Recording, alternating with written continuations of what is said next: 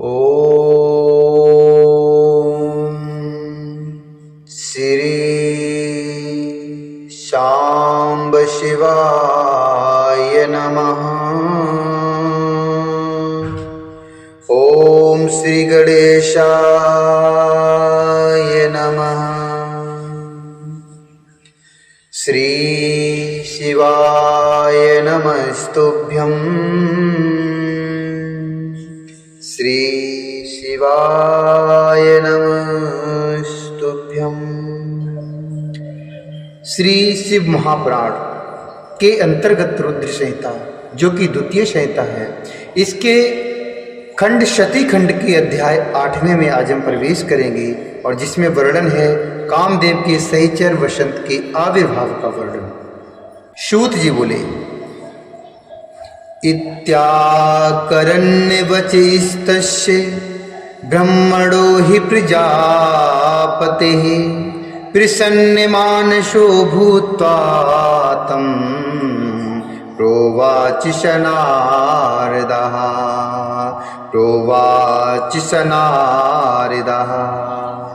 सूत जी बोले, प्रजापति ब्रह्मा जी का यह वचन सुनकर प्रसन्नचित्त होकर नारद जी उनसे कहने लगे।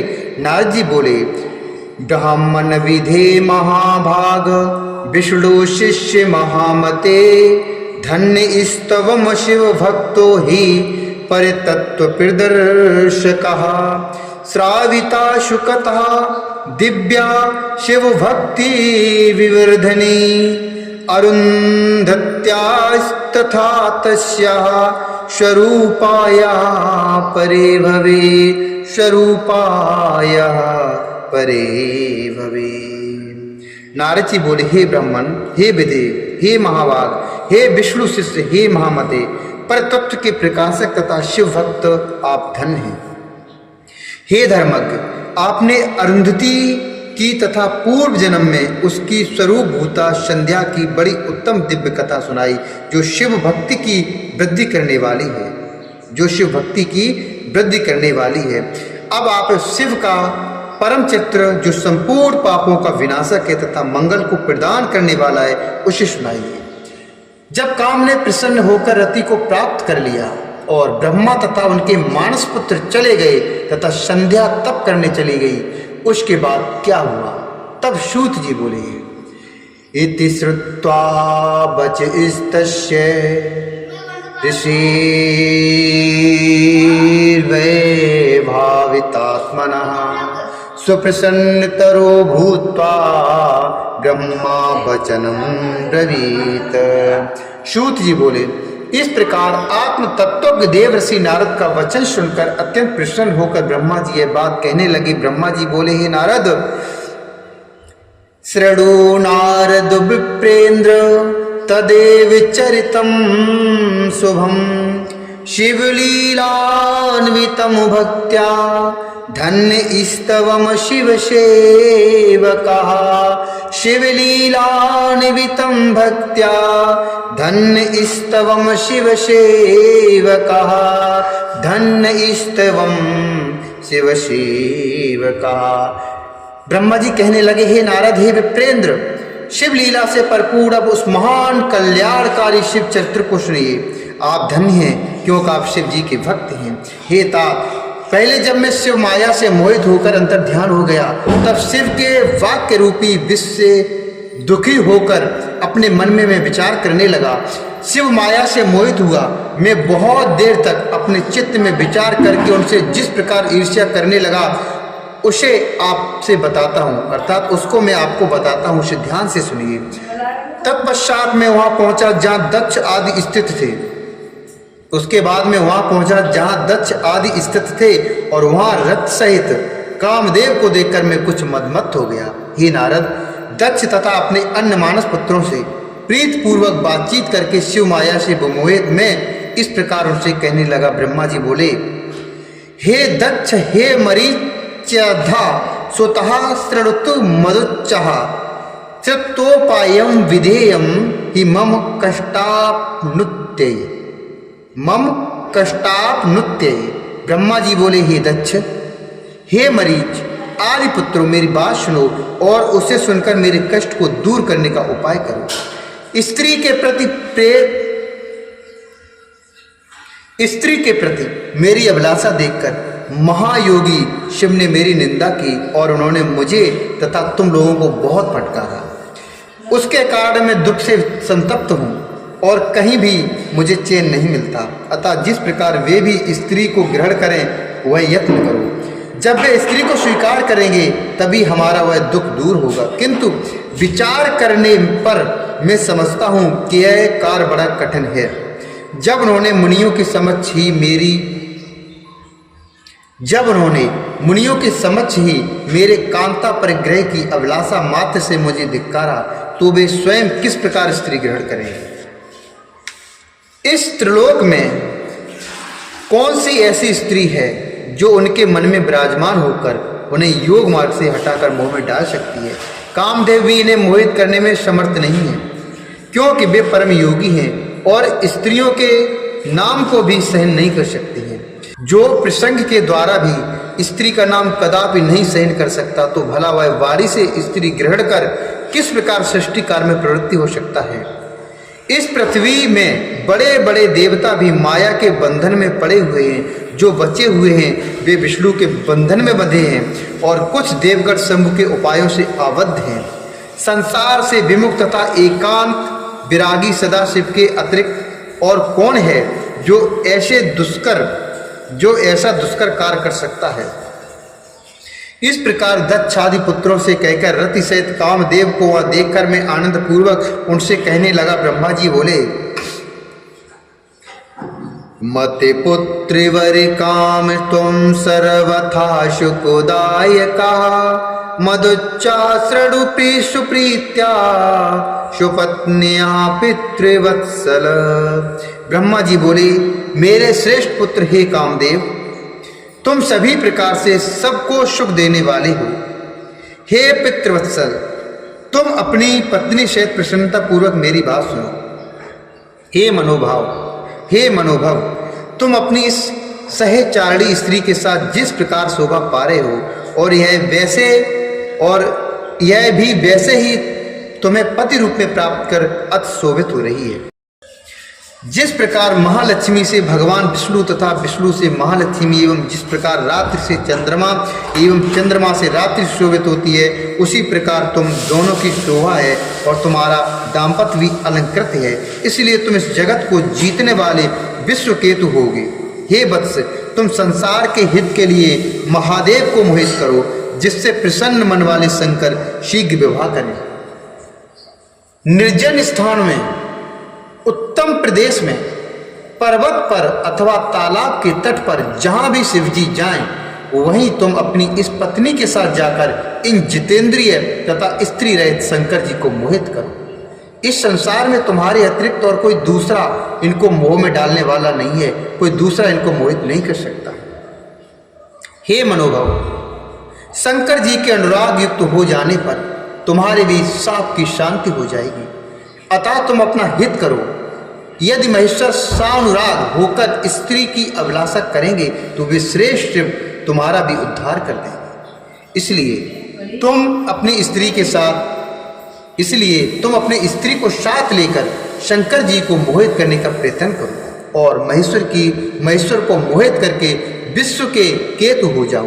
ब्रह्मा जी बोले, संसार के प्रभु एवं अपने पिता मुझ ब्रह्मा की बात सुनकर वह कामदेव मुझ जगतपति से कहने लगा, इत श्रुत्वा बच्चों में ही जनकस्य जगत प्रभु उवाच मन मत स्तत्यम तदा माम जगताम पतिम। ब्रह्मा जी बोले, संसार के प्रभु एवं अपने पिता मुझ ब्रह्मा की बात सुनकर वह कामदेव मुझ जगतपति से कहने लगा। मन मत बोला अर्थात कामदेव बोला, करेष्येऽहं तव विभो वचनाच्छं भ्रुमोहनम् किं तोयोषिनिमोमास्त्रं मे तत्कान्तां भगवन् सृज तत्कान्तां भगवन् सृज।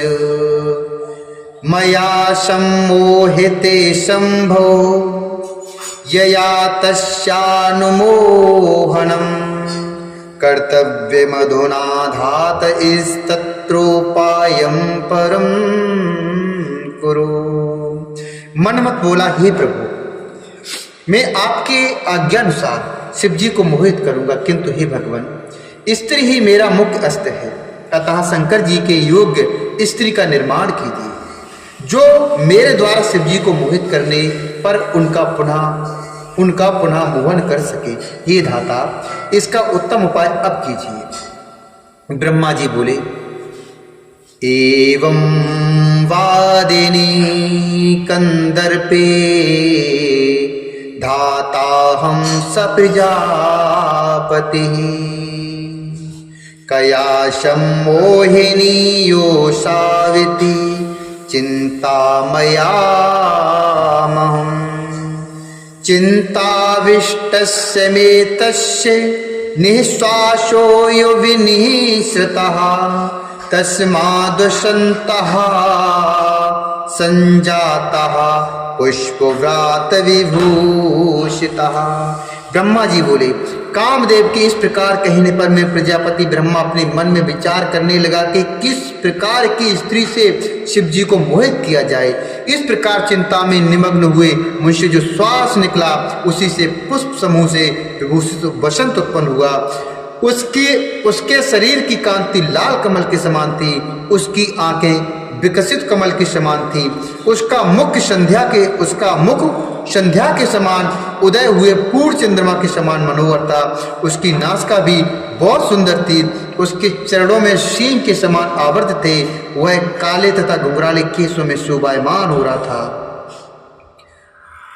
संध्याकालीन सूर्य के सदृश 2 कुंडलों से वह सुशोभित था, मतवाले हाथी के समान उसकी चाल थी, उसकी भुजाएं लंबी तथा मोटी थीं, उसका कंधा अत्यंत ऊंचा था, उसकी ग्रीवा शंख के समान थी, उसका वक्ष स्थल बहुत चौड़ा था, मुखमंडल स्थूल तथा सुंदर था, उसके सभी अंग सुंदर थे, वह श्याम वर्ण का था, सभी लक्षणों से युक्त, वह सबको मोहित करने वाला, काम को बढ़ाने वाला तथा अत्यंत दर्शनीय था। इस प्रकार पुष्प गुच्छों से शोभित हुए वसंत के उत्पन्न होते ही सुगंधित वायु चलने लगी, वृक्ष भी फूलों से लद गए।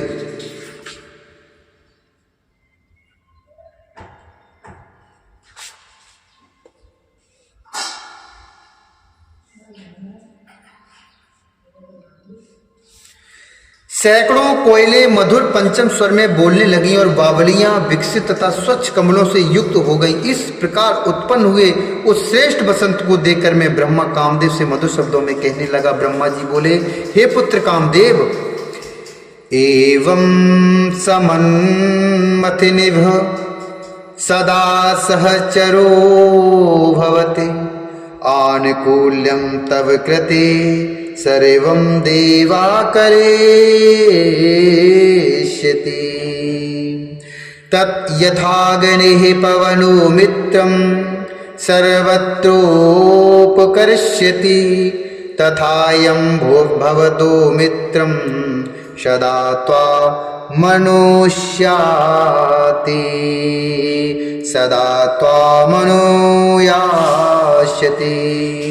ब्रह्मा जी बोले, हे पुत्र कामदेव तुल्य है बसंत, अब तुम्हारे लिए अनुकूल मित्र उत्पन्न हो गया।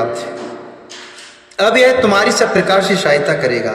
जिस प्रकार पवन अग्नि का मित्र बनकर सदा उसका उपकार करता रहता है, पवन अग्नि का मित्र बनकर सदा उसका उपकार करता रहता है, उसी प्रकार यह बसंत भी तुम्हारे मित्र बनकर, तुम्हारा मित्र बनकर सदा तुम्हारे साथ रहे। रमण में हेतु होने के कारण यह तुम्हारे साथ निवास करेगा, इसलिए इसका नाम बसंत होगा। लोक का अनुरंजन तथा तुम्हारा अनुगमन ही इसका कार्य होगा। वसंत कालीन यह मलयानिल इस बसंत का श्रृंगार बनकर इसके मित्र रूप से बना रहेगा, जो सदा तुम्हारे अधीन रहेगा। जिस प्रकार तुम्हारे मित्र रहते हैं, उसी प्रकार ये विबोक आदि हवा, जिस प्रकार तुम्हारे मित्र रहते हैं उसी प्रकार ये विबोक आदि भाव तथा 64 कलाएं रति के साथ सुरत होकर रहेंगी। हे काम, तुम अपने इन बसंत आदि सहचरों तथा रति के साथ उद्यत होकर महादेव जी को मोहित करो। हे तात, अब मैं यत्न पूर्वक अच्छी तरह मन में सोच विचार कर उस कामनी को प्राप्त करूंगा जो भगवान शंकर को मोहित कर लेगी। ब्रह्मा जी बोले, इस प्रकार मुझसे श्रेष्ठ ब्रह्मा, मुझ सुरश्रेष्ठ ब्रह्मा के कहने पर उस कामदेव ने पत्नी सहित मेरे चरणों में प्रणाम किया। पुनः दक्ष एवं मेरे मानस पुत्रों को प्रणाम कर कामदेव उस स्थान पर गया जहाँ आत्मस्वरूप शंकर जी गए थे। इस श्री शिव महापुराणे द्वितीयायाम बुद्ध संहितायाम सती चरित्रे द्वितीय शती खंडे वसंत स्वरूप वर्णनम नामोष्टमो अध्याय। इस प्रकार श्री शिव महापुराण के अंतर्गत द्वितीय रुद्र संहिता के द्वितीय शती खंड में वसंत स्वरूप वर्णन नामक 8वां अध्याय पूर्ण हुआ। बोले शंकर भगवान की जय। बोले श्री हरिनारायण भगवान की जय।